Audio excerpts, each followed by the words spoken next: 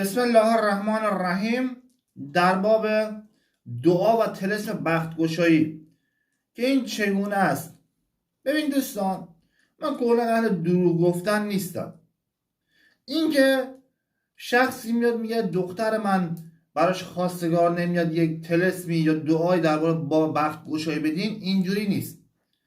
طلسم یا دعای بختگشایی زمانی عمل میکنه که شخصی بخت دختر شما رو بسته باشه. بله، شخصی میاد بخت دختر شما رو میبنده، براش خواستگار نمیاد، شما میید یک طلسم باز شدن بخت میگیرین که این طلسم یا این دعا اون طلسم اون شخص رو برای دختر شما باطل میکنه. این یه مورد بود.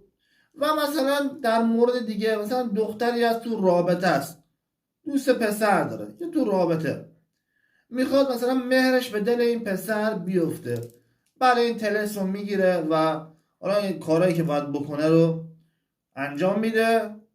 موثره، بی تاثیر نیست.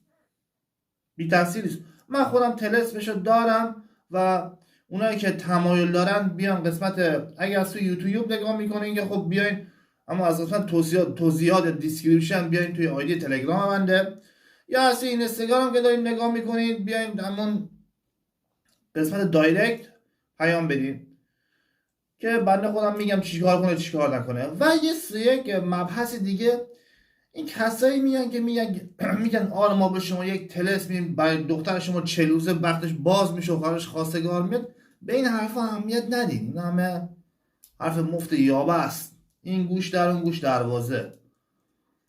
اینجور حرفا رو اهمیت ندین. خب دوستان، تا ویدیو دیگر شما رو به خداوند بزرگ و متعال میسپارم و السلام علیکم و رحمت الله و برکاته.